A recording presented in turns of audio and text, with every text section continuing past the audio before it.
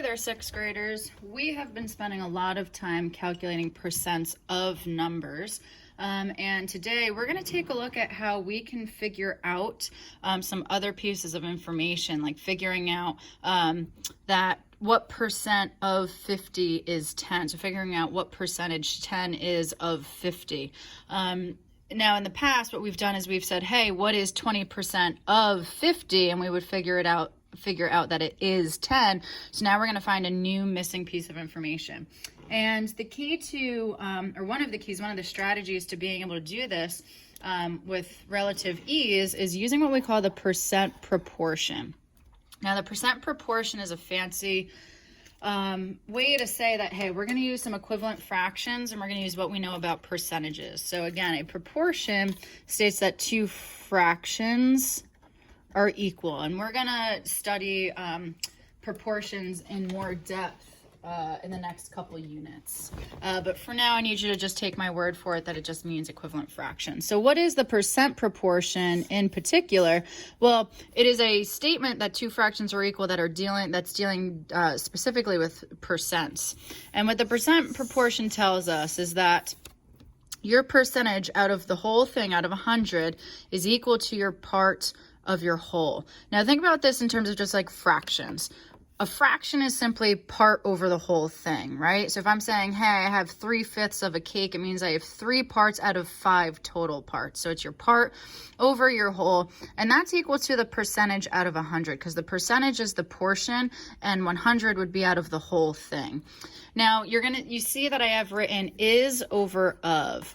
And that may seem a little bit weird, but you're actually going to see these two words pop up very frequently. The is represents the part, and the of represents the whole thing. So we say is over of equals percent over 100. And that helps us to set this proportion up correctly, because if you flip-flop them by accident, if you put the whole thing on top and the part on the bottom, your answer is going to be totally wrong. So let's look at some examples. And again, you're going to see these two words pop up frequently. Please know you always put is over of equals percent over 100.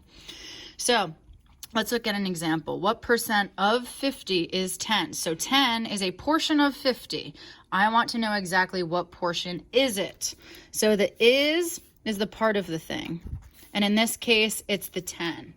The of represents the whole thing. So we want to know of 50.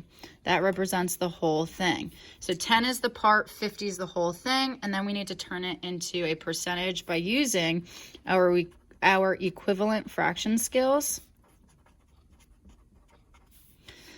or our algebra skills that we haven't developed quite yet, but please know it is on the horizon. We're going to do this later this year. Okay, so that's going to be, I'm going to give you nastier numbers than I am today later this year, and we'll use some algebra skills to solve those. So let's take a look at this equivalent fraction route. I'm going to give you a bunch of problems. Again, you're going to see the words is and of floating around in a bunch of places. And the first thing I want you to do is identify the pieces. So we're going to go ahead and solve this. So what percent of 50, there's my of, 50 is the of, is 10. 10 is the is. And the unknown piece of information is the percent. So we're saying what percent? We're going to go ahead and we're going to assign that the letter X. Again, I know I told you we weren't doing algebra. X deals with algebra. I put a curly tail on it because I don't want you to think it's a multiplication symbol. So this is an unknown number. So we're just going to say, hey, X. We know it's going to be some number. We're not sure what yet. So again, is over of equals percent over 100. We're going to use this setup and we're going to fill in the information that we know. So this is going to be 10 over 50, try and color code here, is equal to the unknown X over 100. And now it might be jumping out at you exactly how this should be solved. So to go from 50 to 100 using my equivalent fraction skills, I'm multiplying by 2. So I'm going to do the same thing to the top number. X is equal to 20%. And what we just solved, again, let's keep in mind our overall goal. We wanted to know what percent of 50 10 was. It turns out 10 is 20% of 50. That is our conclusion. And that is true. 10 is indeed 20% of 50. 10% would be 5, double it, and you get 10. So that's a nice way to check our work. Let's do another example. 80% of what number is 20? So again, let's identify these parts. My percentage is 80%. My of, in this case, is unknown because it says of what number, so we're not sure. The is 20. So that's 20. This is x. Again, is over of equals percent over 100. Let's fill in our pieces. This is going to be 20 over x, because we're not sure the of, equals 80 over 100. It's jumping out at me that I can go from 80 to 20 by dividing by 4. So I'm going to divide the top by 4, and I get x equals 25. So what does this mean in general? Well, what we just solved is that 80% of 25 is 20. And let's think reasonably. 80% is a majority. Is it true that majority of 25 would be 20? It sure does. That makes all the sense in the world. So again, we identify these parts. We set up is over of equals percent over 100. We use our equivalent fraction skills to solve. Let's do a few more examples on the back that might be worded differently. So it says, what number is 25% of 28? So my is unknown. 25% is the percentage. And the of is 28. Of 28. So we can set this up, is over of equals percent over 100. So this is going to be x over 28 equals 25 over 100. Now some of you might be saying, well, I can't turn 100 into 28 or 28 into 100. Well, let's go ahead and simplify this fraction first. That's going to be the key to a lot of these, is simplifying first. Let me write that. Simplify first. And a lot of good information will jump out at you if you do that. So this actually is x over 28 is equal to a quarter. Oh my gosh, look how much more simple that is, because now it jumps out at me. Wow, okay. Well, I can take 4 and I multiply it by 7 and I get 28. So I'm going to do the same thing to the top. I'm going to multiply by 7 and it turns out that x equals 7. Now let's think reasonably. Is it true that 7 is 25% of 28? 7 is a quarter of 28. It sure is. Let's do a couple more together. 38 is, fill in my information, what percent of 50? So 50 is the of, the percentage is unknown. It says what percent is going to be our x.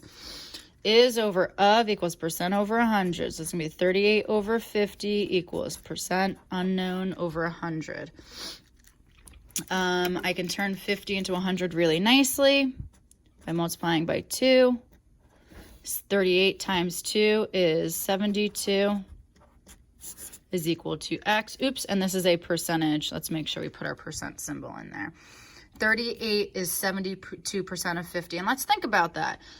What would be half of 50? 25. Is 38 more than half? It sure is. Is 72% more than half, which is 50%? It sure is. So that seems reasonable. Let's do 2 more examples together, and then I'm going to leave you to solve the last 2 on your own. 54 is 25% of what number? So our of is unknown. Is over of equals percent over 100. Again, simplifying is going to help us out here. So 54 over x is equal to a quarter, because now I can turn my 1 into 54 by multiplying by 54. And it turns out x is equal to, well, 50 times 4 is 200, 4 times 4 is 16. Add those together, x is 215. And let's think reasonably. Does it make sense that 54 is 25% of 216? Is 54 a quarter of 216? It sure is. So that makes a lot of sense. I'm checking for reasonability. And let's do the last one together. 25% of what number is 15? 25%. X is unknown. Is over of equals percent over 100. Again, I'm going to simplify this so it makes it easier. Is equal to a quarter. I'm going to multiply by 15 so that I get 15 on the top. 4 times 15 is 60. And is it true that 15 is 15? 15 is 25% of 60, and it absolutely is. 25 is a quarter of 60. It sure is. So go ahead and try those last two on your own. You can check my answer key on the website to see if you did it correctly.